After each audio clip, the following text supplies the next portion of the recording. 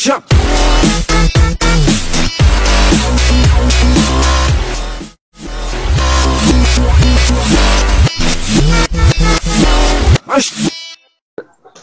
dibaca teksnya dengan baik dan benar, lalu mencoba menghilangkan bumbu-bumbu pendapat yang tidak ada di dalam ide atau dalam teks. Dalam Al-Quran 45 itu yang nama Isa ibnu Maryam itu siapa? Adalah kalimat Allah, ya, adalah kalimat Allah. Sebelum dia dilahirkan, namanya bukan Al-Masih ibnu Maryam. Dalam wujudnya dilahirkan oleh Maria, dia menjadi Al-Masih ibnu Maryam. Ini bukan masalah dia serupa atau tidak serupa dengan Adam, jauh berbeda. Adam diciptakan dari tanah, dihembus, tidak pakai kun fayakun. Yesus dikandung dari Roh Kudus, dilahirkan oleh Maria, ya, oleh kuasa Bapa. Ya. Ini sebenarnya secara hukum normal, ya kalimat Allah yang dilahirkan itu ya adalah an Allah, karena Allah lah bapaknya. Ibnu Allah dia, bukan Ibnu Maryam.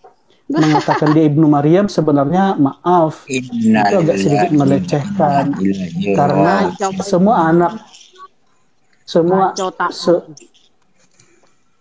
semua anak yang dilahirkan tanpa perkawinan, ya, Ibnu Maryam itu tidak mewarisi nama bapaknya. Iya.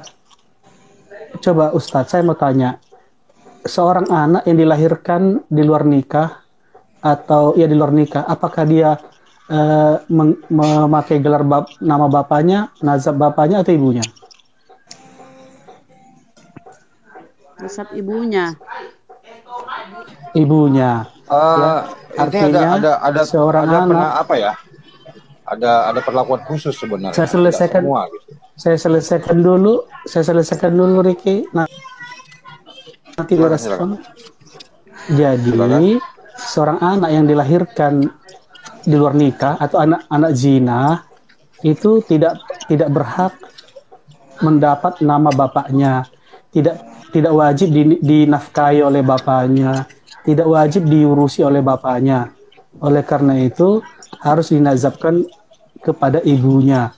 Artinya setiap anak yang mewarisi nama ibunya adalah anak di luar nikah, kecuali ada catatan lain. Silahkan Ricky. Itu menurut hukum mana gitu? Kalau yang saya tahu dari Bible itu katanya apabila seorang wanita dicampuri seorang laki-laki yang terjadi perkosaan tadi ya, diganggu atau bagaimana ya, maka laki-laki tadi harus memberikan berapa sikal, itu saya lupa. Maka mereka harus menyatu menjadi satu. Di luar zina, di luar nikah, anak zina atau anak yang tidak resmi, bukan tidak boleh memakai nama bapaknya. Bukan, ada hukumnya artinya di Bible. logikanya ada baca Bible enggak? Setiap anak yang sebagai anak nikah, ada di Bible bahwa sana aturan Yahudi ya, apabila seorang wanita ya dicampur seorang laki-laki apabila bersatu dengan seorang laki-laki itu kan ya, maka sang laki-laki harus memberikan 40 sikal kalau nggak salah pada ayah si perempuan. Itu kan ada aturannya. Kalau begitu kan dia jadinya tadi putus. Tolong diulang. Di Bible itu ada aturannya. Apabila seorang wanita ya bersatu dengan seorang laki-laki, maka laki-laki tersebut harus memberikan 40 sikal kepada ayahnya. Gak ada syaratnya itu menikah, putus, tidak suaranya menikah, tidak putus. ada. Tolong dulu. Bu Rama dengar? Di kitab mana ya? Di kitab mana ya? Bu Rama. Kedengaran. Tadi keputus, bisa diulang? Oke, lanjutkan. Mungkin suara saya kecil. Lanjutkan, Bu Rama mungkin ngerti. Saya mungkin. Silakan Bu Rama lanjutkan. Bu Rama tahu tuh ayatnya kayaknya. Silakan. Itu ya kalau seorang nggak tahu karena nggak ada berzina. Aku tahu itu kalau ke seorang di kekristenan itu kalau kedapatan berzina, nah dia harus membawa membayar denda, terus harus dinikahi gitu loh. Di mana Jadi ya bacanya itu? mudah ya kalau kalian tuh mau Di mana? ini ya Di mana baca? berzina Di mana aja supaya bacanya kalian Ustazah? dinikahkan. Di kitab mana Di Ustazah? berapa Bisa ya? diberikan? Cari aja. Hah? Aku bukan Nah, coba ustazah, cari. Bang. Cari aja Di tuh. mana itu tertulis? Aku Jangan saya yang masa cari dong, perangkat Ustaz yang cari.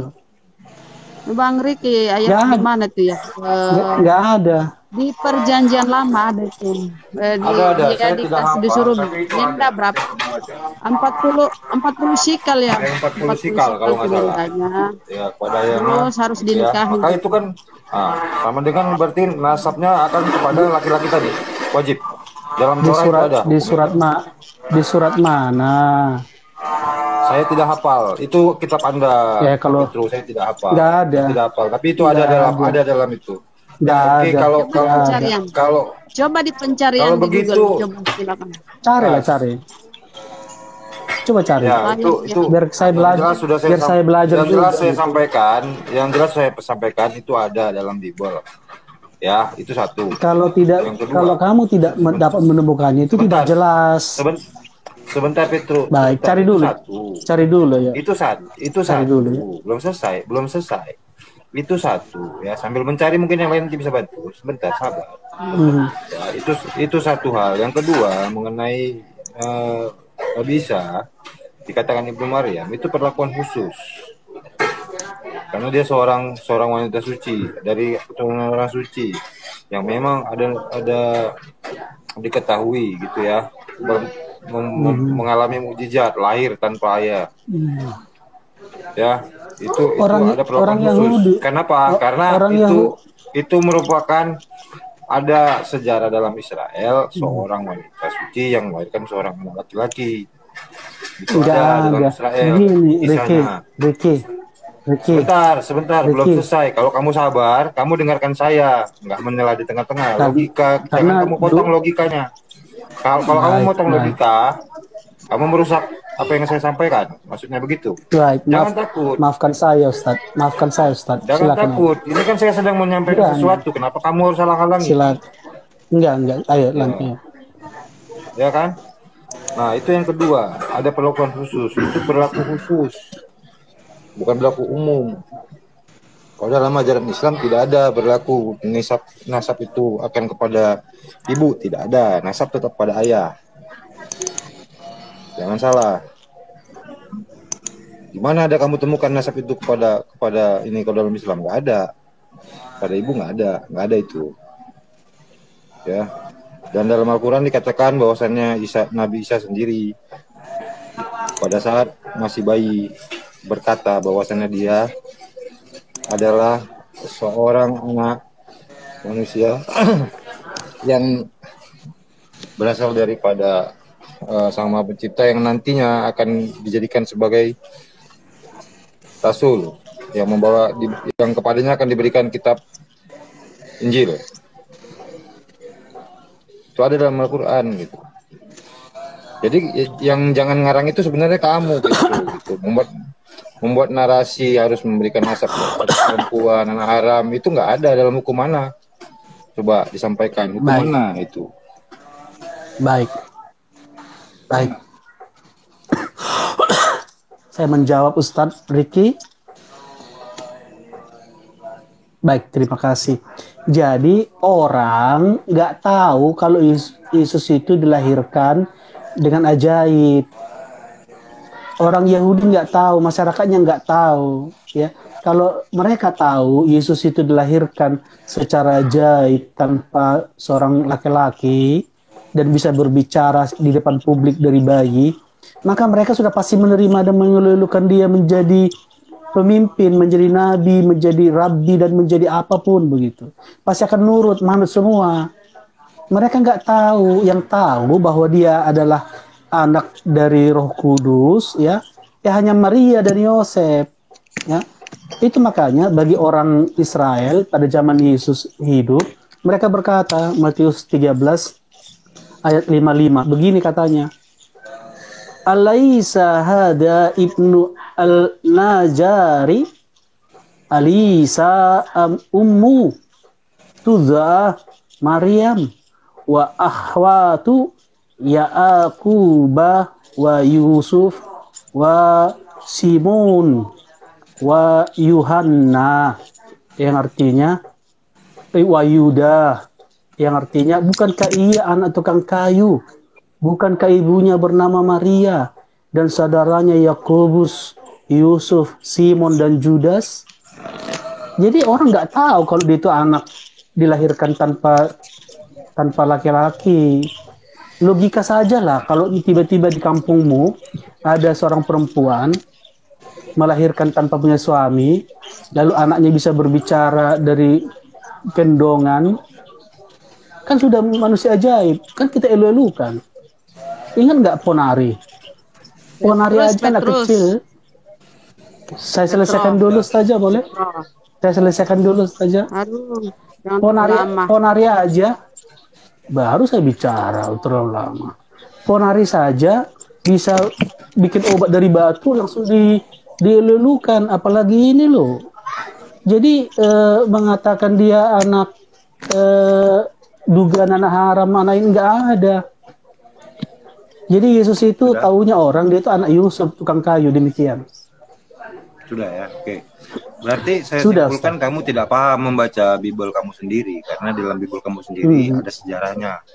Bahwasannya pada masa itu Raja Herodes itu mencari seorang anak laki-laki yang dilahirkan dan akan dibunuh. Betul. Ya, kalau begitu, makanya kalau kamu tahu sejarah itu, kamu tidak akan menafikan bahwasannya mereka itu lari bersembunyi.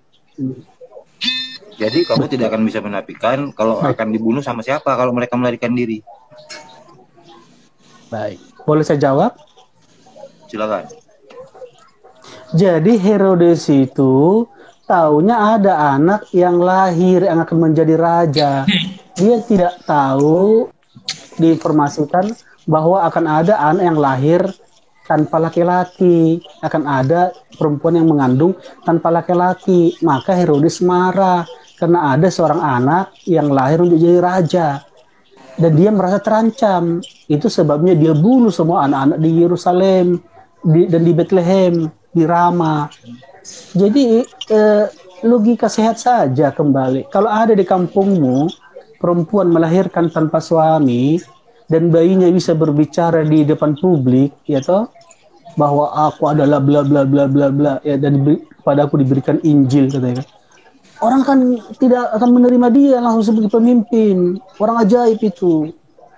Jadi Herodes tidak pernah menyangka, orang Yahudi tidak pernah menyangka, semua bangsa Israel tidak pernah mengetahui kalau Yesus itu adalah kalimat Allah yang nuzul dalam inkarnasi manusia, bahwa dia lahir dikandung tanpa benih laki-laki. Itu pembelaan, dia membela. Orang nggak tahu itu. Itu makanya dikatakan, saya ulang sekali lagi, dalam Matius 3 ayat 55, ini pendapat orang loh. Bukankah iya? Sebentar Rahma, jangan potong dong. Sebentar Rahma, sebentar. Itu makanya orang banyak berkata, bukankah ia anak tukang kayu? Bukankah ibunya bernama Maria dan saudara-saudaranya Yakobus, Yusuf, Simon dan Judas? Begitu kira-kira. Silakan Ustaz Rahma, yuk. Yang kamu katakan tadi itu kapan? Orang-orang tadi itu mengatakan itu kapan di Bible? Sejarahnya. Umur berapa dia? Ya, baca Matius 13 ayat 35. Iya. Ya, ketika Yesus mulai melakukan pelayanannya. Nah, coba, kamu ngerti baca Bible sekitar umur 30-an lah. Nah, itu kan sejarah setelah panjang. Ajari saya, dari mana mereka tahu? Karena ada sejarah yang diceritakan oleh orang-orang gitu. Ada seorang wanita yang melarikan diri dari enggak. Sebentar, dengar dulu. Ini kan kamu tadi kan menyatakan itu dasarnya kamu nggak bilang umur berapa. Sementara yang di Al-Quran itu dikatakan itu dalam gendongan, masih dalam buaya, masih dalam bayi. Itu Quran, itu cerita Quran. Iya, makanya kita sinkronkan cerita ini. Kalau dalam sejarah itu ada seorang wanita melahirkan seorang anak laki-laki tanpa seorang ayah, dan wanita ini diakui sebagai keturunan orang suci dan wanita suci. Diakui dia ini tidak dicampuri oleh seorang laki-laki manapun. Maka siapa orangnya? sama kan, Isa, kayak Yesus tadi ceritanya. Cerita ini sama gitu. Hanya saja bedanya Baik, di Bible baik. dikatakan Boleh saya dia jawab, lahir di Ustaz? kandang domba. Belum selesai, sebentar. Hanya saja di Bible dikatakan dia di kandang domba setelah lahir. Di Al-Quran dikatakan dia lahirnya di bawah pohon kurma. Hanya beda di situ. Hanya di Bible kalian salah paham. Di Bible tidak dikatakan dia tuh keturunan siapa ya. Hanya dikatakan dia dari Zakaria ya, siapa namanya ayahnya itu. Sementara di Al-Quran dikatakan dia adalah keturunan Zakaria, orang suci. Kisah-kisah ini Assalamualaikum Pak Amir. Waalaikumsalam warahmatullahi wabarakatuh. Sebentar ya Bang Riko, Pak sebentar ya Alif. teman-teman. Sebentar Bang Riko, lagi sedang dialog. Jadi ganggu dulu Ustaz Riki Ya. dulu. Yang lain diam dulu ya, Riko ya. Silakan Ustaz Riki. Nah, jadi dengan kisah yang sama ini tadi, berarti ada sejarah itu di wilayah Israel sana, di orang-orang Yahudi pada masa itu. Ada kisahnya, gitu. Dan itu diketahui orang banyak. Kalau masalah Herodes nggak tahu tentang itu saya nggak begitu tanggapi gitu. Memang betul Herodes itu mungkin hanya dikasih ramalan bahwa akan lahir seorang anak yang menghancurkan kerajaannya, benar kan gitu. Dan itu dicarinya untuk dibunuh. Saya tahu itu. Tapi pahami bahwasannya kalau misalnya dia tidak melarikan diri di kampungnya seperti katamu tadi, mungkin benar dicurigai. Tapi itu pun di Al-Quran dikatakan dia itu ditanyai oleh orang-orang sekitar. Makanya anak ini membela. Dengan pembelaan itulah, keajaiban itulah yang membuat orang-orang yang bertanya itu berubah pikiran. Maka dia jadinya dijaga gitu akhirnya. Disembunyikan, dijaga. Boleh saya jawab, Ustaz? Kerajaan itu tak mencari gitu. Jadi kamu sudah paham yang saya sampaikan sebelum kamu jawab? Baik. Paham ya? Paham nggak? Baik. Paham Jadi nggak? saya ikuti logikanya. Halo, suara saya kedengaran kah? Sebentar, bukan masalah Baik, paham. saya ikuti logikanya Ustaz Riki ya. Sebentar Petrus. Bukan masalah kamu ikutin apa tidak. Kamu paham nggak yang saya sampaikan? Kalau nggak, kamu tanya biar saya jelaskan kembali. Kamu paham nggak yang saya sampaikan tadi apa? Itu makanya Kamu paham nggak? Itu dulu. Itu makanya yang saya menjawab sampaikan dong. kamu paham biar nggak? Pemirsa Gitu? ya biar pemirsa yang jawab nanti. Enggak, bukan. Saya bertanya kepada Jangan kamu. begitu. Yang saya sampaikan, Nanti saya sampaikan tadi kamu paham yang saya jelaskan. Sebentar, saya Petrus, sebentar. Saya paham. Oke, itu cukup. Saya paham. Cukup, sudah. Saya Lanjutkan, paham. silakan. Ya, makanya. Bukan, saya cuma mau dengar itu. Makanya saya mencoba Iya, diam. Makanya saya mencoba mengikuti logikanya Ustadz yang saya pahami itu. Kalau di umur bayi, dia sudah bisa berbicara, menjelaskan siapa dirinya kepada orang banyak. Bagaimana setelah umur 33 tahun, orang yang mendengarkan dia waktu kecil berkata, bukankah dia anak Yusuf tukang kayu, ibunya Maria, dan saudara-saudara Yakobus, Yohana, dan Judas? Ya, itu dikatakan di mana? Jadi Bible kan? cerita itu nggak ada. Orang itu nggak tahu kalau di tanah Allah, ya. Itu ceritanya di Bible kan? Nggak tahu dia tanah Allah. Dia nggak tahu kalau dia itu dilahirkan tanpa ayah. Maka taunya mereka anak Yusuf. Itu katamu menurut Bible. Kitab suci saya kan saya sudah bacakan tadi kan. Betul, dan itu dikoreksi oleh Al-Quran. Kenapa? Secara logika, seorang anak kecil apabila seperti diketahui lahir tanpa ayah pada masa itu, hukumnya adalah ibunya dan anaknya akan mati. Kamu paham nggak maksud saya tadi? Dari tadi. Maksud saya di situ. Kenapa dia bisa hidup?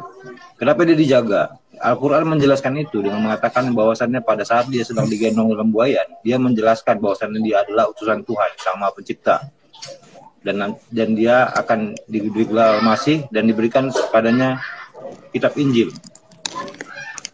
Makanya dia dijaga oleh orang-orang yang pada saat itu bertanya.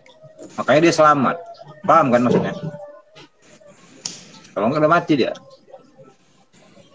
Mengerti maksud saya? Kamu harus berperspektif masa itu orang Yahudi itu membunuh para nabi-nabi yang sebelumnya. Nabi ya dibunuh sana. Gimana kejamnya mereka? Paham nggak sejarah ini? Kalau nggak baca lagi Bible-nya ulang. Kamu baca sendiri. Bible sendiri kamu baca ulang kalau begitu. Kalau kamu tidak paham.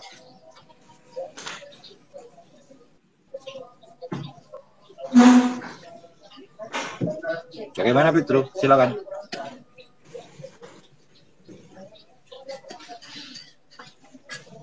Assalamualaikum, kembali nyimak. Waalaikumsalam warahmatullahi wabarakatuh. Salam. Udah Lagi selesai bahas ya apa bahasan? ini? Bahas kelahiran Nabi Isa atau Yesus. Kenapa dia bisa dikatakan di Al-Quran itu dalam buayan itu bisa bersaksi bahwasan dia adalah seorang utusan Allah dan akan diberikan kepadanya kitab Injil gitu. Atau dan di Bible dikatakan bahwasannya dia itu adalah anak Yusuf tukang kayu, saudaranya Yakobus, saudaranya Yehuda, sebenarnya bukan Yudas sih, tulisannya Yehuda. Ini kalau ngebahas ini sebenarnya ada yang aneh sih perbandingannya. Kalau Bisa saya Iya. jawab dulu, kan udah panjang lebar kan? Saya setengah menit, maksudnya gini. Kalau di Islam statusnya Saya jawab seorang dulu ya. nabi, tapi sudah bisa bicara di waktu buayan. Tetapi di Kristen yang Baik. statusnya sebagai Tuhan bicara pun belum bisa gitu. Ini ada hal yang lucu di Boleh sini. saya jawab Iya. dulu? Jadi begini ya, 700 tahun, selama 700 tahun tidak pernah Yesus itu disebut anak Maria, Ibnu Maryam ya. Itu nggak ada itu. Itu baru 700 kemudian disebut Ibnu Maryam. Karena si penulis kitab itu bingung, bapaknya nggak ada secara manusiawi, maka masuk kepada hukum Islam. Hukum Islam itu mengatakan anak yang nggak punya bapak harus dinazabkan kepada ibunya. Itu logikanya. Dan itu tidak aneh. Dan lebih aneh kalau ada anak yang umur dari bayi sudah bisa berbicara, menjelaskan siapa dirinya seperti orang tua, ya, bahwa dia bukan anak Yusuf, bahwa dia bukan anak zina. Tetapi kemudian ada orang berkata, bukankah dia anak Yusuf, anak Maria, gitu? Jadi yang aneh itu justru jadi yang mengatakan dia bisa berbicara itu adalah kitab kemudian abad-abad ke-10 tahun-tahun abad kedua, abad ketiga, Injil Thomas yang absurd itu, yang buku palsu itu diambil dari sana, kisahnya itu cerita rakyat. Jadi 700 tahun, selama 700 tahun ide bahwa Yesus itu anak Maria, itu Ibnu Maryam nggak ada. Secara nazab ya, secara nazab. Dia itu adalah selalu disebut anak Allah, Ibnu Insa, dan Ibnu Allah, anak Allah dan anak manusia. Itu dia. Ya apa-apa, terserah kita saja kan, masing-masing kan punya baca kitabnya masing-masing. Makanya saya jelaskan, dalam budaya, dalam literatur kekristenan dan bangsa Yahudi pada zaman Yesus itu dianggap anak manusia biasa saja, tidak ada anak istimewanya, bahwa dia adalah anak Yusuf, anak Maria, saudara Yohanes, Judas, dan saudara Yakobus. Itu saja. Makanya mereka kaget. Dia bisa mengajar dengan bagus, dia bisa melakukan mujizat. Mereka heran, bukankah dia itu anak Yusuf, tukang kayu? Bukankah kita mengenal ibunya, saudara-saudaranya? Bukankah? Jadi mereka nggak pernah punya pikiran kalau itu anak ajaib, gitu loh. Yang tidak punya bapak. Udah. Itu aja. Semoga bisa dimengerti ya. Sulit dimengerti, bro. Yang kalau penjelasanmu dari Bible itu saya paham. Hanya saja yang saya tidak paham, kenapa di Bible itu ya dikisahkan seorang wanita perawan suci, tapi punya tunangan bernama Yusuf, yang katanya dalam sejarah Yahudi tunangan itu hampir sama dengan sudah menikah. Ini kan bukankah ini sebuah kecurigaan bahwasannya terjadi sesuatu antara Yusuf dengan Maria pada masa itu yang bisa dikatakan berzina dahulu sebelum ada resepsi pernikahan atau ritual pernikahan mungkin pada waktu itu. Jaringan saya kali ya. Ya mungkin jaringan. Makanya kalau agak-agak goyah Bible-nya dikuatkan signalnya. Ini bagus, ini bagus. Ya. Ini Karena bagus. selalu kalau kayaknya kalau saya bernarasi menggoncangkan kamu signalnya hilang-hilang. Enggak, itu bahasa halus saya Ustadz. Kalau sinyal apakah supaya kamu bisa ngeles nggak mengerti apa gimana gitu. Iya, kalau kita lihat silsilah Yesus, dengar. Kalau kita lihat silsilah Yesus, berarti ada hubungannya dengan Yusuf gitu loh. Kita lihat silsilah Yesus ya di Bible ya. Ada hubungannya. Kalau dari Bible, ya, secara kecurigaan bahwasannya Yesus itu anak Aram puas jadinya. Itu hujatan jadinya bentuknya. Beda dengan di Al-Quran. Di Al-Quran itu dikatakan bahwa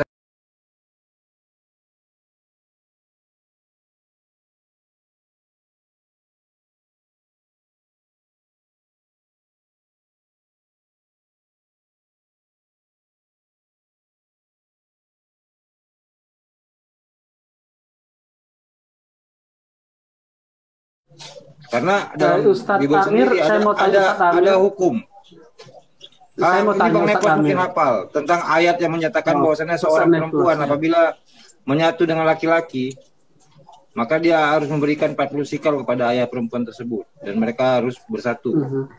Bukankah ini jadi sebuah pernikahan? Bukankah jadi nasab anak tersebut kepada ayahnya dalam Yahudi? Bagaimana Bang Nepos? Bukan kamu Petro ya, Bang Nepos. Bang Nepos silakan Bang Nepos. Saya tidak. Petro, sebentar Petro. Kamu tadi sudah menjawab. Sekarang saya mencari. Saya sedang mencari dari Bang Nepos dalilnya. Sebentar Petro, sabar. Kalau kamu sabar, kamu dengarkan dulu. Jangan, nggak perlu keroncos. Kalau memang takut buktinya dikuatkan, kamu bilang, kamu ngaku untuk kamu tahu gitu. Enggak ya? Oke, diam dulu kalau gitu. Bang Nepos silakan. Saya jawab. Sebentar, Petro diam. Nanti Petro, kalau kamu nanti disuruh jawab baru jawab. Saya belum suruh kamu jawab Petro, belum. Kamu paham nggak diskusi? Saya minta kamu Nepos sekarang. Petro, kalau kamu nggak bisa diskusi kamu turun, nggak apa-apa. Saya nggak perlu kamu untuk berdebat begitu, enggak. Saya mau menampilkan diskusi yang sehat. Kamu diam. Bukan urusan kamu itu. Jadi saya mau tanya Ustadz Amir. Apakah benar atau apakah salah? Biar atau turunkan saja kalau gitu. Kalau tidak mau mendengarkan, atau benar atau turunkan. Nggak perlu kita dengar dia ini.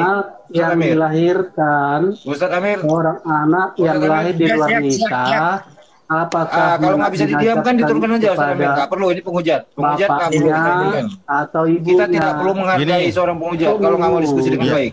Ini ambil. Silakan Kang Petro. Kita sudah punya cap yang jelek Petro. Jadi jangan tampilkan yang jelek lagi. Saya udah bosan.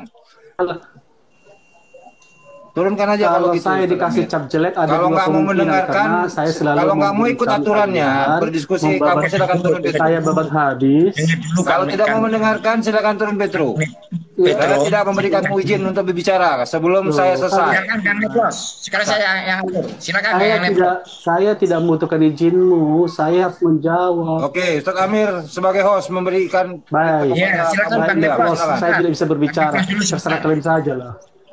Bang Nepos dulu sebentar. Monggo Bang Nepos. Lanjut aja dulu Mualim. Gua apa?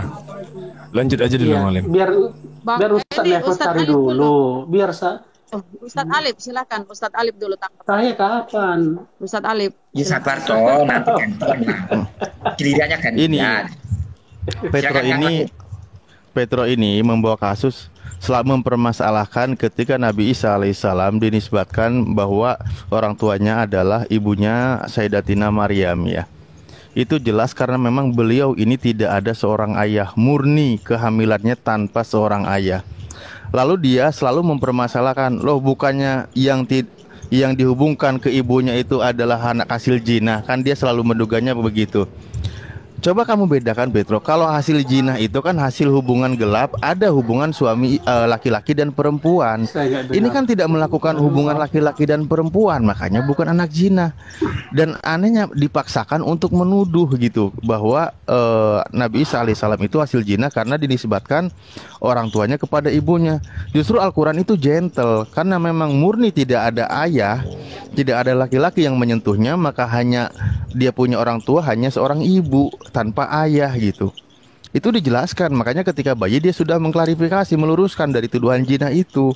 Tadi itu mau menggiring bahwa di Islam itu kan kalau dinisbatkan kepada ibu karena tidak ada hak nasab kalau hasil zina. Begitu. Ini kan bukan tentang perjinahan. Petro ini Baik, boleh saya maksa jawab? gitu. Ya, silakan. Boleh saya menjawab? Baik. Saya terima kasih pencerahan dari Ustaz Alif, Ustaz Riki, dan Ustaz Amir memberikan saya perspektif-perspektif baru.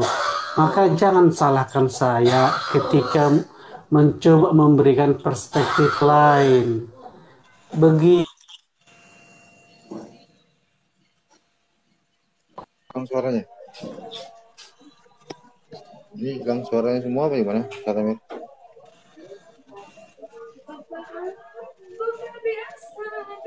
Nggak ada suaranya. Petro, nggak ada suaranya. Anak yang baru brojol itu bisa berbicara. Aku ini adalah bla bla bla bla bla bla bla. Kenapa 33 tahun kemudian orang berkata, bukankah dia anak Yusuf, tukang kayu? Bukankah ibunya adalah Maria? Saudaranya adalah Yohanes, Yakobus, dan Yudas. Nah, jadi kedua cerita ini nggak sinkron. Cerita kitab suci Anda dengan cerita kitab suci saya tidak sinkron. Tidak mungkin dua-dua benar. Mungkin kitab suci saya salah, kitab suci Anda benar. Atau kitab suci Anda yang salah, kitab suci saya yang benar. Karena kedua ini tidak mungkin menyatu. Karena pada zaman Yesus hidup, tidak ada isu bahwa dia anak haram atau anak halal. Dia tahunya, orang tahu dia adalah anak Yusuf. Maka secara genetik juga, genealogi, dia disebut anak Daud, ya, anak Yusuf, dan ada silsilahnya. Orang yang punya silsilah tidak mungkin anak haram. Nah, makanya saya katakan tadi itu, kitab suci kita ini salah satu pasti benar. Tidak mungkin dua-dua benar. Silakan biar pemirsa nanti yang memutuskan. Semoga Tuhan yang mencerahkan hati kita masing-masing untuk mendapat hidayah. Mana kitab yang benar, mana kitab yang salah. Demikian, kalau ada kata yang salah, mohon maafkan saya ya. Silakan. Silakan Kang Niblos. Nanti gantian. Ya, sebenarnya kita juga harus mencatat bahwa pemegang silsilah atau pemegang nasab itu haruslah dari seorang laki-laki. Sejak kapan pemegang silsilah itu dari perempuan? Pasti sejak zaman Yesus ini. Kan begitu. Dari mulai zaman Nabi Adam dan istrinya yang tercatat ketiga anaknya itu Kain, Habel, dan Set, sampai kira Kain melahirkan Henok, lalu Irad, Mehuyael, Metusael, Lameh, lalu Lameh juga memiliki anak Yabal, Yubal. Itu yang tercatat semua dari bapak semua. Set juga begitu. Set, Enos, Kenaan, Malael, Yared, Henok, Metusalah, lalu kemudian sampai Noah, Sem, Ham, Yafet. Itu semua laki-laki. Itu pemegang tanduk silsilah dan nasab. Nah, kalau menggunakan nasab perempuan, ini patut dicurigai sebenarnya. Kan begitu, bahwa ada indikasi. Itu memang hukum, bukan hanya hukum agama, itu hukum alam. Bahkan tanpa agama pasti manusia juga akan membuat satu aturan yang sama. Pemegang silsilah itu tentu laki-laki. Kan begitu. Nah, ini kalau perbincangannya antara haram dan halal ini, nah itu saya belum berani masuk lebih dalam ya ke wilayah itu gitu. Tetapi memang kalau menegaskan bahwa Yesus ini silsilahnya diambil dari Maria sehingga dia bisa disebut sebagai anak Daud dan saudara Yusuf dan lain sebagainya, saya kira itu tidak boleh. Kenapa? Karena dia terputus dari pemegang nasab. Ya kan? Jadi sama halnya ini dengan peristiwa ketika Ishak itu didudukkan sebagai turunan Ibrahim yang murni. Kenapa? Karena mengambil istri yang bernama Sarah. Nah, ini kan gawat sekali. Padahal Ismail dan Ishak itu setara kedudukannya kalau dari pemegang silsilah nasab. Nah, kok malah yang gara-gara satu digelari sebagai budak, satu digelari sebagai bangsawan. Nah, ini juga pembagian yang nggak nyambung sebenarnya. Jadi ini ada kecurangan, kan begitu. Dari zaman dahulu, silsilah itu tetap dipegang laki-laki yang dicatat. Memangnya siapa itu istri-istri dari Mehuyael Metus? Istri Lameh itu siapa namanya? Istri Lameh itu siapa? Kan begitu. Paling mentok juga ada beberapa perspektif yang paling dekat itu amalat atau alamat, kan begitu. Jadi apa? Lanjut. Nggak apa-apa. Terus lanjut Ustaz. Saya menyimak untuk memahami Ustaz. Ayo. Saya bukan ustadz, saya cuma orang jahil aja. Jadi begitu. Sebenarnya Yesus ini ya kalau dikatakan bahwa dia punya silsilah, kalau kita menggunakan dalil bahwa dia adalah manusia yang suci tanpa ada ayah, ya sebenarnya dia sudah terputus nasabnya, selesai sampai di situ. Udah terputus sebenarnya. Kalau dari aturan ya, aturan tradisi, aturan budaya, aturan agama, kan begitu. Itu aja. Boleh mungkin. saya jawab sekarang? Silakan. Baik. Terima kasih penjelasannya Ustadz tadi, Ustadz Jahil luar biasa. Jadi memang benar, tidak pernah ada anak dinasabkan ke ibunya. Semua wajib dinasabkan kepada bapaknya. Ya, kecuali dalam hukum Islam itu ada kecuali anak yang di luar nikah, ya, itu dinasabkan kepada ibunya. Dan nanti hak-haknya pun itu nanti dijelaskan dalam hukum Islam, tidak wajib dinikah, tidak wajib dinafkahi, tidak dan lain-lainnya. Saya tidak akan masuk ke sana. Artinya bahwa anak harus dinasabkan ke bapaknya, mereka yang dinasabkan ke ibunya pasti anak punya kasus. Nah, pertanyaannya adalah bagaimana Yesus disebut anak Yusuf? Ya, apakah benar? Secara hukum, jadi harus dibedakan. Ya, secara hukum sosial tidak ada keberatan mengatakan bahwa Yesus itu anak Yusuf. Karena Maria itu istrinya Yusuf, maka semua anak yang dilahirkan Maria, istrinya adalah anak Yusuf. Coba begini dalam aja. Banyak kasus. Coba begini aja. Buka begini, biar nyambung. Bukan ini asumsi yang bakal ditertawakan ini, Pak Petro. Ini ditertawakan ini. Coba buka definisi nasab dulu lah. Definisi nasab dulu lah, coba biar saya juga paham gitu loh. Ini nggak nyambung ini. Malam. Nggak apa-apa kamu keluar juga nggak diharapkan Petro. Memang nggak nyambung ngomongnya dia. Dia mau nyambung. Bukan dia memfitnah Al-Quran untuk menyatakan umum Maryam itu berzina itu. Dia mau mengeluarkan hujatan. Maaf saja ya. Saya paham itu. Saya tidak terima hujatan Anda. Kami menghormati, menghargai Nabi Isa alaihissalam, ibunya. Berikut dengan keturunan itu, di atasnya semua. Tadi udah dikunci di awal sebelum dia menarasikan tentang bagaimana akan bahwa tanpa anak kasus kan gitu. Dan benar dipaksakan terus ngomong. Kalau kita tanya balik ini justru sebenarnya dia bermasalah gitu. Bermasalah. Kalau ditanya tujuannya apa menyandingkan nama anak Yesus ini ke Yusuf. Tujuannya apa coba? Nanti lari-larinya alasan kawan-kawan Kristen apa? Agar tidak dituduh anak hasil zina. Itu juga jawabannya. Itu juga. Iya. Jadi gini, konsekuensinya adalah Maria itu suci atau tidak suci. Dia harus konsekuensi dalam hal ini. Kalau Maria suci, maka Yusuf tidak boleh terlibat. Selesai. Kalau dia suci. Kalau dia tidak suci, baru Yusuf dilibatkan dalam hal ini. Kan konsekuensinya lebih besar ke dia. Kalau dia bawa Yusuf justru berbahaya. Dia harus suci, maka Yusuf tidak boleh terlibat dalam hal ini. Begitu loh. Terlepas nanti tendensi supaya tidak terkena konsekuensi moral, ya Yusuf menunangi Maria supaya tidak dianggap zina, kan begitu kan. Itu kan alasan-alasan seandainya kalau orang nggak tahu silsilah itu, tujuan Yusuf itu, orang nggak tahu nih tujuan Yusuf, dianggap orang apa, justru zina. Udah pernah ditidurin ini sama si Yusuf nih, jangan-jangan kan gitu justru. Nah, Yusuf nih jangan-jangan. Tapi kalau tidak ada Yusuf di situ, orang akan bingung. Benar juga, ini perbuatan Tuhan pasti, kan gitu dia. Silakan. Ya, itu betul. Assalamualaikum warahmatullahi wabarakatuh. Waalaikumsalam warahmatullahi wabarakatuh. Waalaikumsalam warahmatullahi Waalaikumsalam. Aduh, nggak ada di layar saya gambarnya. Bible berjalan masuk ya. TikTok agak-agak aneh. Iya, belum masuk. Udah nggak apa-apa, ngomong-ngomong aja. Suaranya memang di. Oke. Lanjut. Jadi mengomentari masalah itu ya, Yesus itu ya. Sebenarnya gini ya, itu saya lihat buah simalakama gitu. Kenapa mereka itu memaksakan Yusuf itu masuk ke silsilah, atau Yesus itu masuk ke silsilah Yusuf begitu? Itu nanti ada kaitannya dengan Yesaya 9 ayat 6. Karena mereka tahu sebenarnya bahwa yang berhak menduduki tahta Daud itu harus dari keturunan Yusuf langsung. Jadi kalau bukan keturunan Yusuf, tidak bisa menduduki tahta Daud itu.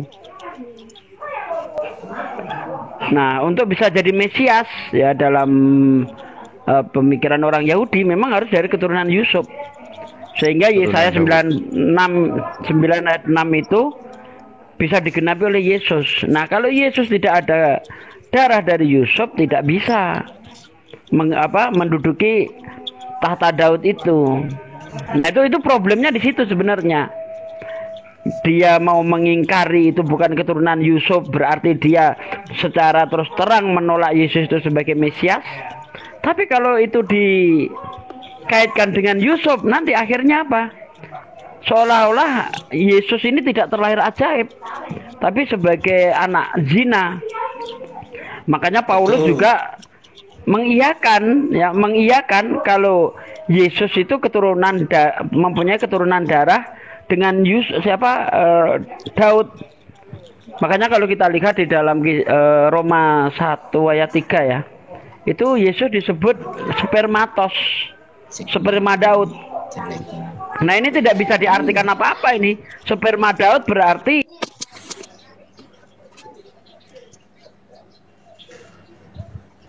ada hubungan. Hilang suaranya. Ada hubungan badan kalau sperma. Naik lagi, kalau terpental naik lagi Sasuke. Ya, ini sebenarnya ya. Bang Syafri, kayaknya ini kalau dibahas ya kawan Kristen naik aja ya biar kita enak. Karena menyalahkan apa yang ada konsep di Islam ya, terutama di Al-Qur'an mengenai nasab atau dari siapakah Nabi Isa alaihissalam, kenapa menyandingkan kepada ibunya gitu. Itu Al-Qur'an itu sudah tegas bahwa memang dia itu tidak ada ayah, itu clear, urusannya beres di situ. Apalagi ketika bayi dia sudah bisa mengklarifikasi bahwa ini Abdullah ya, Ataniyal Kitab. Sudah bisa berbicara ketika ada tuduhan zina, selesai perkaranya gitu. Kalau Kristen itu menyelesaikan masalah dengan cara mengikuti anggapan orang. Nah, karena anggapan orang, maka masalah itu nggak selesai. Bahkan ketika kita bahas tentang anggapan orang, akhirnya bilang diakui anggapan orang ini hanya tambahan katanya. Ini belakangan lagi disebut bahwa kata anggapan orang adalah anak Yusuf itu tambahan kata anggapan orangnya.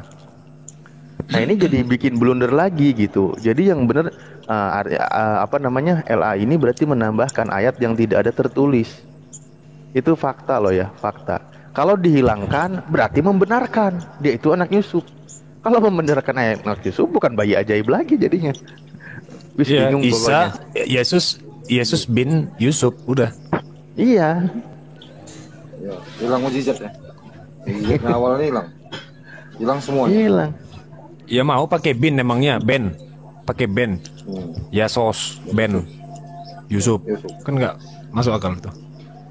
Tadi betul kata Bang Nepos tadi, bahwasannya ini sebenarnya adalah isyarat dari Sang Maha Pencipta, dari Allah, bahwasannya keturunan Yahudi akan diputus nasabnya sebagai penerus para nabi.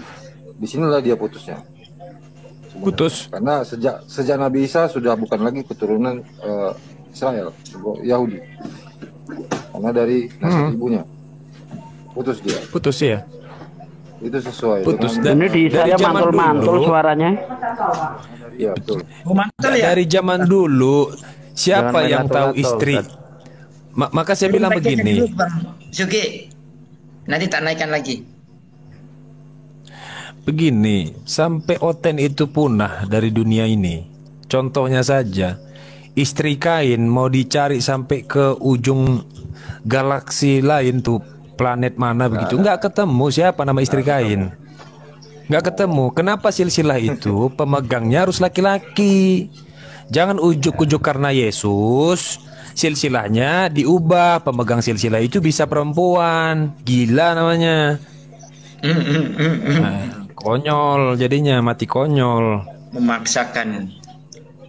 Ya, itu namanya pemaksaan logika menggunakan dalil yang salah kan gitu kan. Juga tidak logis lagi. Iya. Karena logis itu berdasarkan ilmu pengetahuan. Ilmu pengetahuan berdasarkan dari mana? Dari sejarah, artefak, peninggalan, bukti-bukti yang ada, yang nyata gitu. Bukan dari pemikiran-pemikiran perorangan. Hasilnya Sebenarnya asumsi gini seperti loh. Petro tadi. Sesat. Aku nambah sedikit. Sebenarnya gini, seandainya mereka mau menyadari ya penciptaan sebenarnya kehamilan Masih mantul Satsuki. Mantul, iya. Bang kehamilan Suki mantul ya. kehamilan Elizabeth kan, kehamilan Elizabeth ketika didatangi oleh malaikat kan dia kaget. Kan saya sudah lanjut usia, istriku pun Elizabeth sudah mandul, sudah lanjut usia kan. Nah, tetapi ya dia ditakdirkan untuk hamil kan Elizabeth itu karena dia mandul, tapi terus 6 bulan kemudian dia mendatangi Maria, Maria, kamu kan hamil dan ini. Mana mungkin aku nggak pernah disentuh laki-laki manapun. Nah, di bawah itu ada tertulis kan, bagi Allah nggak ada yang mustahil. Nah, sebenarnya mereka kalau mau memahami itu ya, satu perikop itu ya, kehamilan Elizabeth dengan kehamilan Elizabeth yang tanpa sel telur ya, dan kehamilan Maria yang tanpa sel sperma. Itu kan bagi Allah itu mudah, nggak ada yang mustahil ya ketika Allah menghendaki ya. Dalam Al-Quran kan kelahiran kejadian Isa kan dengan penciptaan Adam kan sama, Allah hanya berkata kun fayakun. Nah, begitu pula. Mualim, ada tidak salah satu riwayat ulama, salah satu saja yang membenarkan tunangan itu? Apa saya yang kurang baca atau gimana? Saya takut saya salah juga ini. Tidak ada satu kan? lagi gini Bang Neplos. Satu lagi gini Bang Neplos. Banyak kisah-kisah yang sebenarnya tidak masuk akal seorang ibu bisa melahirkan seorang anak. Seperti Nabi Ibrahim pada usia 100 tahun. Berarti paling enggak istrinya usia berapa kan gitu kan? Ya, secara biologis. Sarah kan secara biologis Sarah itu 90. tidak mungkin lagi melahirkan seorang anak. Karena secara ilmu biologi menopause. Ada usia menopause kan gitu kan. Tapi ya, ternyata di situ pun bisa melahirkan Ismail. Bagi Allah nggak ada yang mustahil. Bagi Maksud saya Allah begini.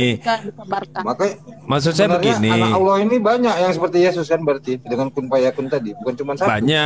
Banyak bahkan jujur saja di dalam Kejadian 6 ayat 2 itu pernikahan makhluk langit dengan makhluk bumi. Dan Kristen mengaminkan itu. Peri-peri itu, malaikat-malaikat itu kawin-mawin sama manusia. Kan begitu. Nah, hasil perkawinan itulah yang bisa membangun menara Habel. Siapa yang bisa ngangkat batu segede gitu? Itulah jadi giant-giant, monster-monster aneh itu. Jadi maksud saya begini sebenarnya. Kalau ada orang yang tidak percaya agama, lalu dia ingin mendengar cerita tentang Yesus ini, Maria. Dia tanya, itu Maria itu punya pasangan gak? Dijawab punya, tapi hanya bertunangan sama Yusuf. Dan dia hamil bukan hasil hubungan biologi, tapi karya Tuhan. Diketawain. Bisa aja malam-malam itu dipapap, kan gitu. Tetapi kalau dia tidak punya pasangan sama sekali, dia terjaga dan suci, orang mikir kok bisa ya? Gitu loh. Kok bisa ya? Ya kalaupun memang itu benar terjadi, berarti itu kuasa Tuhan. Dia terjaga. Maksud saya begitu. Ya, makanya orang-orang Yahudi menganggapnya anak zina kan, kalau kita lihat Talmud ya dia dianggap anak zina. Kalau dianggap anak zina, kalau takut dianggap anak zina seharusnya jangan cuma tunangan, nikah gitu loh. Ini kok nanggung gitu. Iya, kok nanggung? Ini ada apa sebenarnya? Kok nanggung? Kok cuma tunangan? Apa goblok? Apa itu orang yang punya ide itu? Yusuf yang punya ide itu? Apa goblok Yusuf itu? Kok nanggung? Langsung aja nikah dan deklarasi sama orang-orang bahwa ini anak saya. Selesai. Nah, bingung kan mereka terjebak di dua sisi. Mampus lah.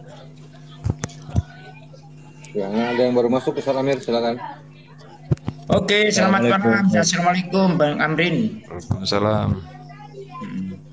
Ya, waalaikumsalam juga. Assalamualaikum Bang Kardi.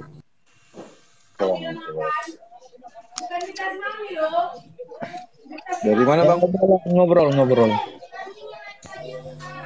Ya. Iya, memang sudah cukup lelah ya.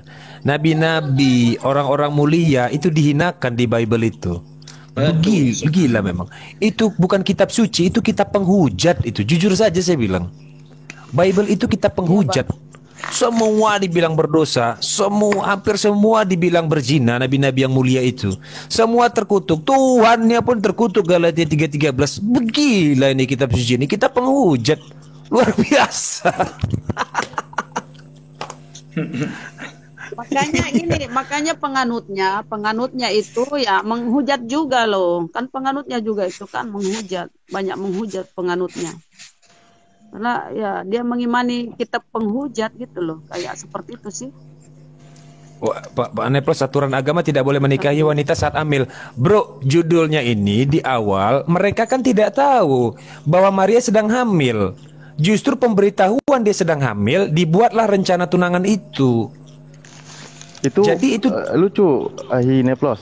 Malah justru itu ketika sedang hamil, malah dia dapat wahyu itu, disuruh. Nah, Yusuf itu dalam mimpi didatangi malaikat agar tidak meninggalkan Maria yang sedang hamil itu. Malah justru disuruh tidak meninggalkannya, suruh tetap mendampinginya, jadi istrinya lah istilahnya gitu. Aneh. Ini berdasarkan perintah wahyu ini. Iya, kalau di kitab mereka Yusuf ya. Menjadi nabi kan? Otomatis Yusuf menjadi nabi karena dia menerima wahyu dari Allah, dari Jibril gitu. Apakah Yusuf nabi? Cobalah dulu mualim sekalian, jangankan nabi ya, sampai pengikut-pengikut Yesus saja disebut binatang kok, domba. Aduh, saya pikir ini kenapa bisa begini ya? Semua itu dianggap hewan. Gimana sih? Kok pengikutnya orang Yesusnya sendiri dibilang seekor anak domba kok? Anak domba. Cobalah dulu perkawinan anak domba. Iya, betul. Ya. Ini bukan menghujat ya. Saya pun kemarin nanya, kenapa Yesus dikatakan seekor anak domba? Seekor lagi. Tuhan berekor, gila. Memang sakti memang Bible ini. Ini ilmu hitam ini isinya ini Bible nih ya. Jangan-jangan ya, kok bisa begini ya? Ilmu hitam. Iya, Bang. Kitab dukun ini jangan-jangannya, aduh.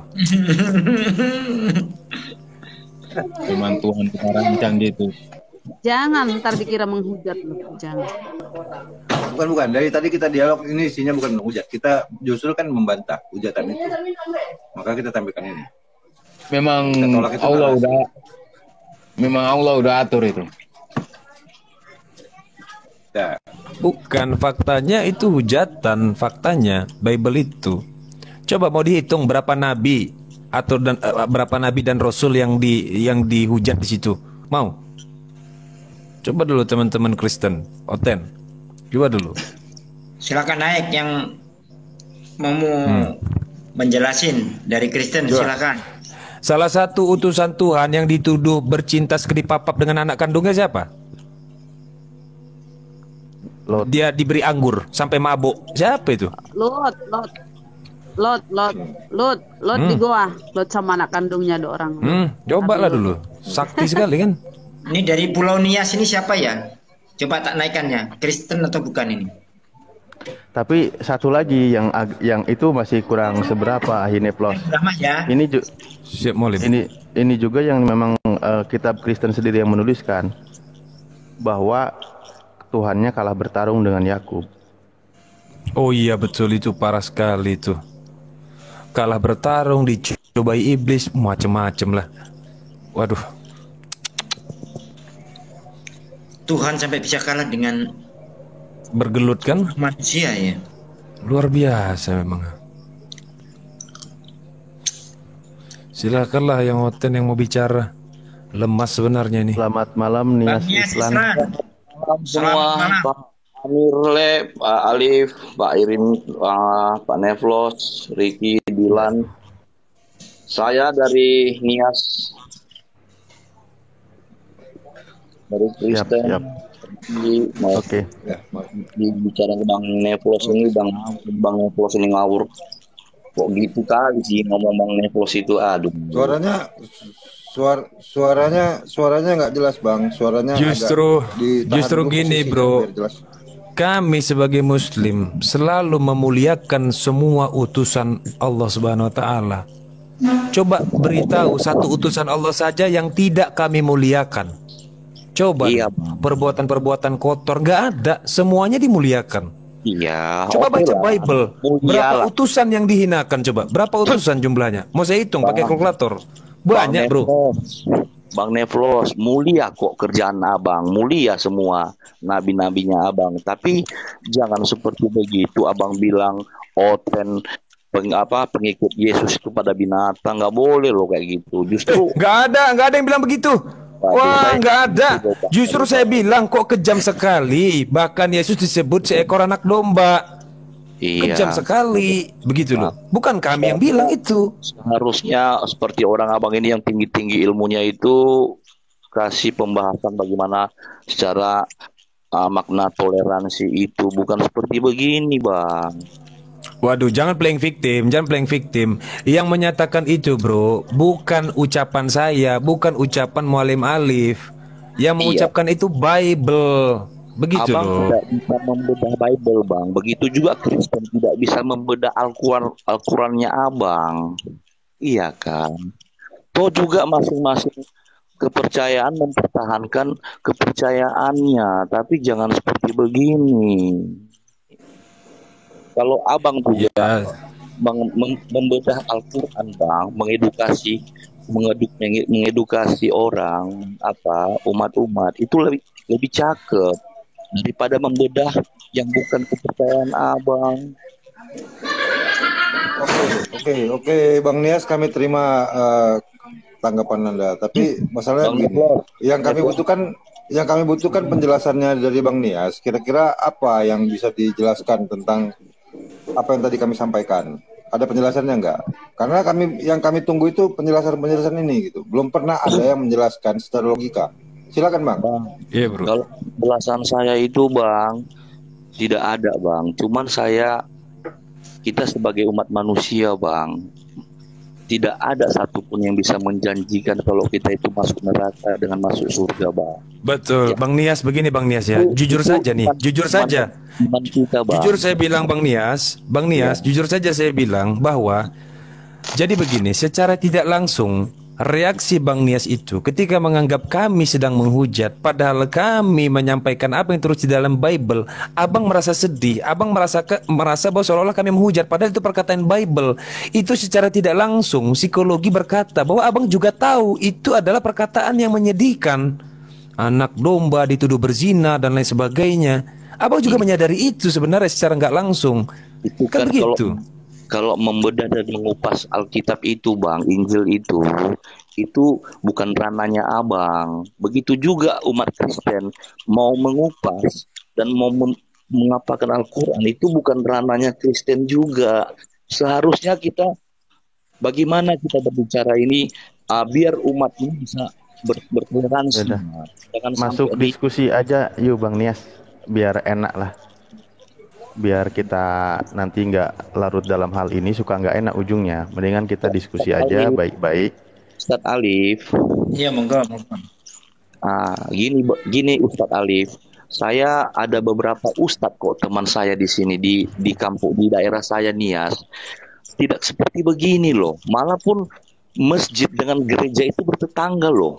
Ya, kami tidak pernah membahas-bahas seperti begini.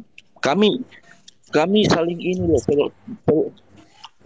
toleransinya di Nias itu. Mungkin kalau Ustadz Alif tanya, kalau Ustadz Alif punya teman orang Nias, coba tanya, Islam Muslim di Nias itu indah loh, indah. Orangnya indah. Sepakat itu Pak Nias. Saya sepakat. Saya tetangga juga orang Kristen kok. Dan saya sering pernah serumah juga dengan orang Kristen.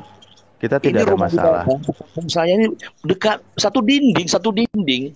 Itu sebenarnya harus yang dikupas. Bagaimana kita ini yang berbeda-beda ini bisa toleransi, biar tidak ribut, biar tidak mengedukasi, damai. Itu kan indah loh. Nah, agar kita damai gini Pak, kita kan di sini roomnya diskusi ya. Maaf sekali ya. Kita roomnya diskusi. Diskusi ini mencerdaskan anak bangsa tujuannya kan gitu. Bagaimana orang juga mendengar apa yang dipaparkan. Makanya kita sesuai dengan tertulis di kitab. Karena gini Pak, apalagi Kristen itu sama punya misi agamanya. Islam juga agama dakwah gitu loh. Nah, ketika kita bersinggungan, lebih baik kita masuk di forum diskusi. Kalau di forum diskusi, tentu kita ada rule yang ada. Ya, kita sampaikan, kami sampaikan apa yang tertulis di kitab kami. Kami jelaskan, kawan Kristen juga jelaskan apa yang tertulis di kitabnya, kan gitu. Sebenarnya enak kok, justru kita malah saling dekat, saling mengenal gitu. Ya, yang penting memang kita hindari masalah hujatan. Soalnya gini Pak Nias, saya tidak mau menyebut sebenarnya ketika masalah nasihati tentang bagaimana tidak perlu dibahas, tidak perlu dikupas. Nanti ini bukan rahasia lagi. Si penghujat itu saya nggak perlu nyebut namanya lah. Nanti malah saya turut membuat dia tenar gitu loh. Kayak gitu Pak Nias ya. Memang dia udah pengen tenar dengan cara menghujat dari kawan sebelah gitu, dari kawan Anda gitu. Nah makanya ayo kita tunjukkan diskusi yang baik, yang bermartabat, yang mencerdaskan anak bangsa kan gitu ya. Seperti yang sering dipaparkan oleh opung saya namanya Pak Pipi gitu. Jadi dia juga dari Kristen ya, dia dari Kristen. Enjoy aja diskusi, namanya ranah diskusi. Justru kita saling mengenalkan kitab masing-masing. Kalau ya kita semakin terjaga toleransinya gitu loh, semakin tahu. Ya kalau yang pernah saya jadi teringat kalau Pipo itu dia memang Kristen, tetapi dia bukan pengikut Kristus. Kenapa? Karena setiap saya melihat Pipo itu selalu dikuasai oleh roh jahat. Ya, saya ingin menyelamatkan kata Kristus itu, ya, manusia kudus itu, roh yang diberkati itu. Justru orang-orang yang seharusnya dipenuhi oleh Roh Kudus tidak dikuasai oleh roh jahat. Contoh Pipo itu, ya, untung nggak ada orangnya di sini ya. Kalau ada saya pengen bicara sebenarnya. Pipo itu semua perkataannya itu jahat sekali, jahat bukan main jahatnya itu. Ya, asal ketemu orang sikat, asal ketemu orang bantai, asal ketemu orang blender, semua manusia mau dihabisi sama dia. Wah, ini kan perbuatan roh jahat ini. Kan begitu. Jangan pakai nama Kristus itu dalam perbuatan yang jahat itu. Mana boleh itu.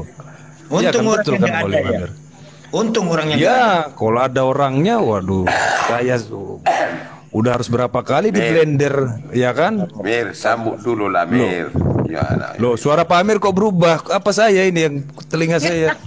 Suara Pak Amir, Mualim kok bisa berubah begitu suara? Kok jadi mirip Pak Pipo? Jangan diikuti Pak Amir. Pak Nias ya, kita diskusi. Yang penting kita kalau bertemu sesama lintas agama kita saling ini aja. Ya. Ketika ada yang salah informasi diluruskan, gitu aja. Kami pun sama. Saya sering keliling ke Komal Kristen begitu.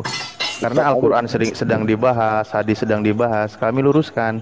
Setelah itu kami tinggalkan. Gitu. Kalau dia nggak terima ya silahkan gitu. Betul. Nah, biar adil, biar enak, biar tidak terkesan ya memfitnah.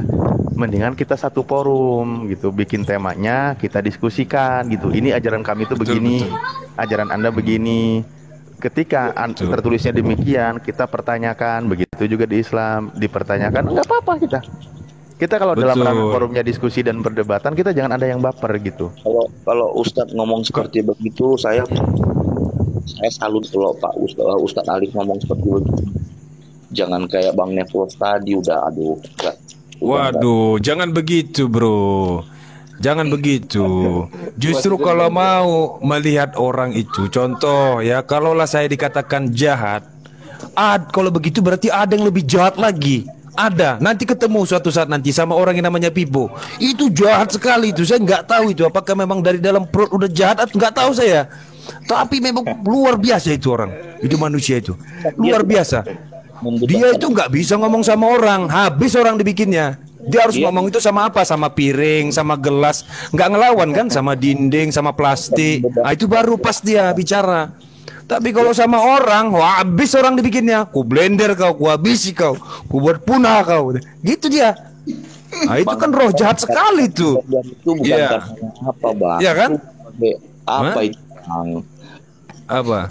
Bukan keseriusan katanya blender itu, Bang. Nggak mungkin lah manusia di blender, Bang.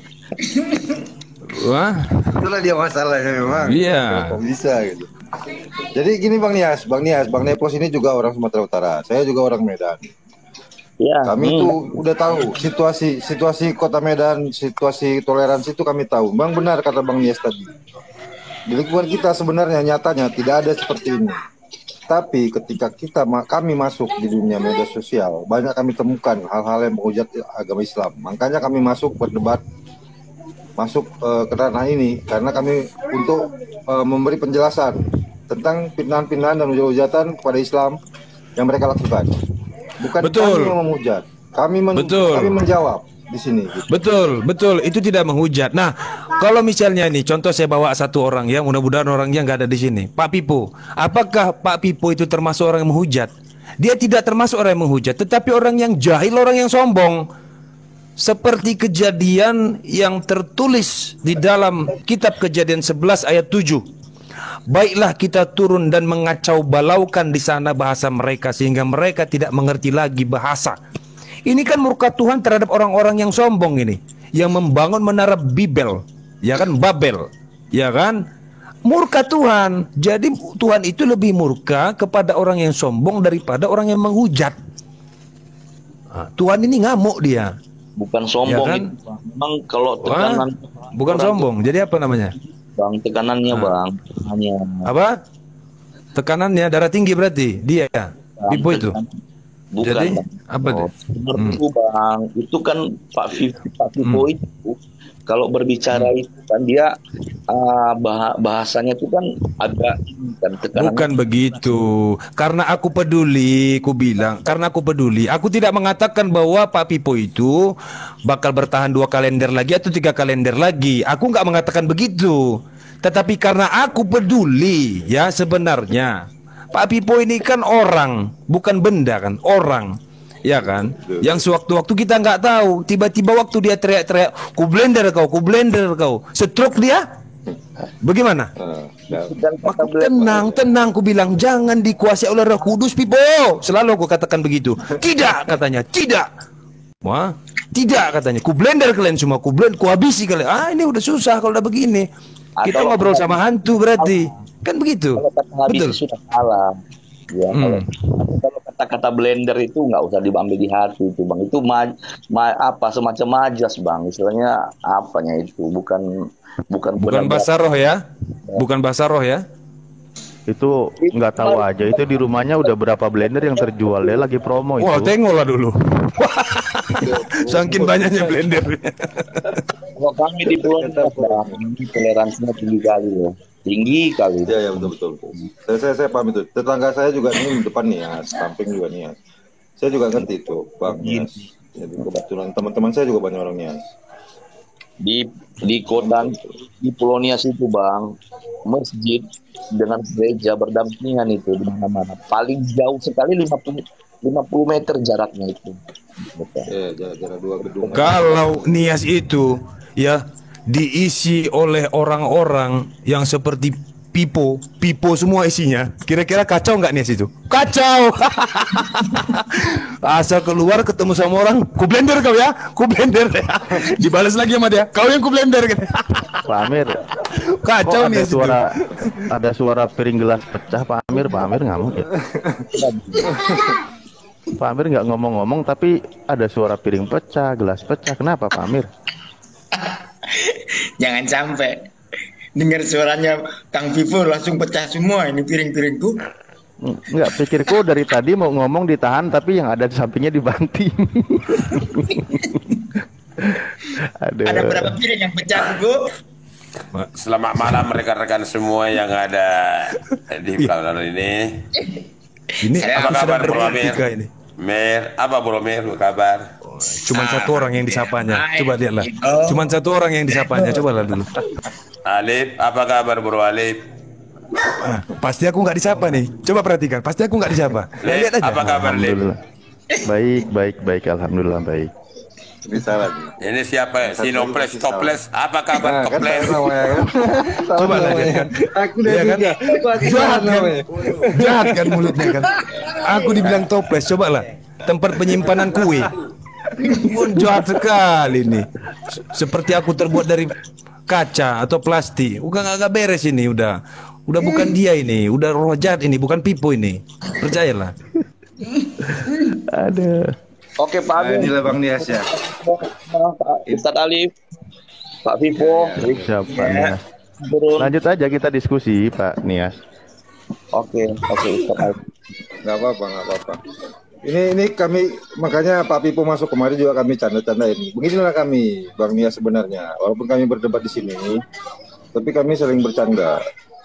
Jadi itu hanya tentang bahasan kami berdebat, tapi di luar bahasan kami tidak saling memusuhi, tidak. Gitu. Kami tetap berteman, mendekat, karena kita memang satu negara Indonesia, tetap anak bangsa Indonesia, tetap satu negara kesatuan di bawah presiden yang sama ya. Itu harus kita pegang. Untuk menjaga kesatuan inilah, maka kita lebih baik berdiskusi dengan cara yang baik. Kan gitu Bang Nias. Ya, cakep Bang, cakep. Kalau kayak gitu, cakep Bang. Karena kita harus memupuk Bang, toleransi itu lebih penting daripada. Bang Nias, kalau ada orang tua tuh disapa, napasnya itu udah 1-2. Jadi coba senangkan hatinya, jiwanya, supaya makin panjang umurnya. Maksudnya kan begitu. Kalau ada orang tua tuh disapa, Bang Nias, jangan seperti, waduh, kan begitu. Saya cuma mengingatkan aja, kan begitu kan. Takutnya ya, sudah 1-2 nanti dulu. Udah susah. Kenalan dulu, rugi lu gak kenal sama Pak Pipo lu, Bang Nias. Jangan Bang Nias. Siapa si Bang Vivo yang ganteng tapi ompong? Kata-kata kayak gitu nggak boleh gitu Pak Amir. Berarti maksudnya apa? Bang Pipo yang jelek gitu. Ini lebih nggak sopan lagi. Kualat aku ini. Aduh, kecekik aku nih udah. Kualat aku. Malam Pak Pipo. Gimana Bang Pipo ya? Kemarin itu Bang Pipo sudah tak cabuti giginya ada 3. Selamat malam Bro Nias. Selamat malam, salam. Salam Pak Pipo, salam. Yesus Tuhan memberkati Anda dan saya. Terima kasih. Bukan hanya kita Pak Pipo, semua yang di room ini. Ya, Tuhannya Yesus memberkati. Ya oke, semuanya. Bro Amir, sahabat saya. Yes. Amir. Yes. Mana kacamatanya? Kacamata lagi. Alif, apa kabar Alif? Kan tadi udah nanya Opung. Baik. Lupa. Enggak, suaramu kalau Pak Pipo masuk suaramu itu saya pikir agak rendah. Kenapa itu Suka gemeteran ya? Gara-gara kena blender itu. Pak Amir, saya terbebani nanyain itu kabar Pak Wong terus. Pak Amir ada kabar nggak dari Opung? Ada kabar, saya minta tolonglah dulu Pak Amir. Apa kabar Wong Bodoh? Iya. Ya? Hari saya ngobrol sama Bang siapa namanya? Kita Bang. Ya memang sudah nggak main di Zoom lagi atau di TikTok kan gitu. Tapi dalam pemulihan, insya Allah beliau masih sehat sekarang, sudah sehat. Oke, amin. Enggak, kau sampaikan apa saya? Iya, apa saya kepada dia? Ya? Yo, jelas. Kemana kau bilang? Salam dari Bang minta diulang juga. Kayak sama anak kecil aja Pak Pipo ini. Kemana kau bilang? Kau jelas sama-sama udah pada ubanan. Kemana kau bilang? Saya bilang salam dari Bang Pipo yang suaranya menggelegar. Itu. Pak Amir. Makasih banyak informasinya. Ada cerita itu sedikit. Wong Bodoh, sahabat saya itu paling pertama masuk saya di YouTube ada itu. Itulah lawan saya diskusi enak-enak aja sama Bapak itu. Salam saya, mudah-mudahan cepat sembuh penyakitnya. Makasih. Amin, amin. Ada cerita sedikit ini. Kemarin Pak Pipo naik tangga, lagi benerin kan, maku-maku lah di tembok. Yang kena paku malah jempolnya gitu. Tapi yang diperban malah pakunya. Malah tangan jempolnya dibiarin. Matanya berkunang-kunang.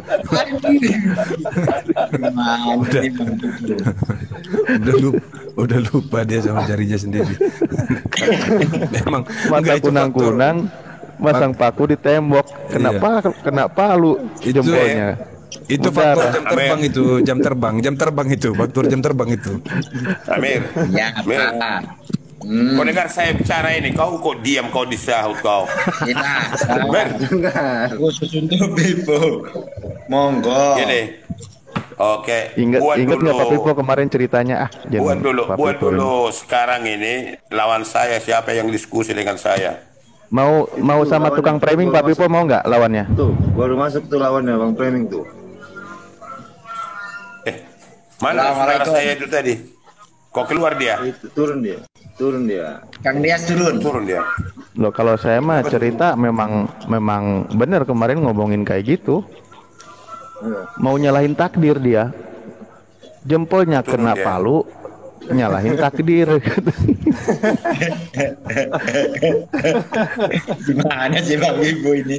Ya salah sendiri. Pak Pipo. Pak Pipo ini cuman ini. Kita kasih Pak Pipo. Malam Pak Framing. Nah, asik nih duet nih. Siapa mau digas di sini sekarang? Biar digas itu sekalian. Bang Framing. Udah keluar kan rojatnya kan?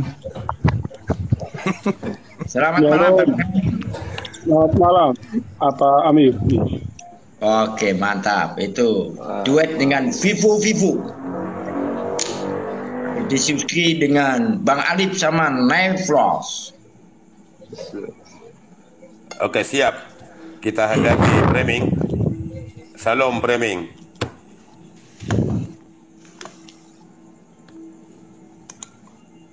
Jawab Bang Framing. Dijawab Bang Framing. Halo. Dosen kita ini. Ini dikasih kerangka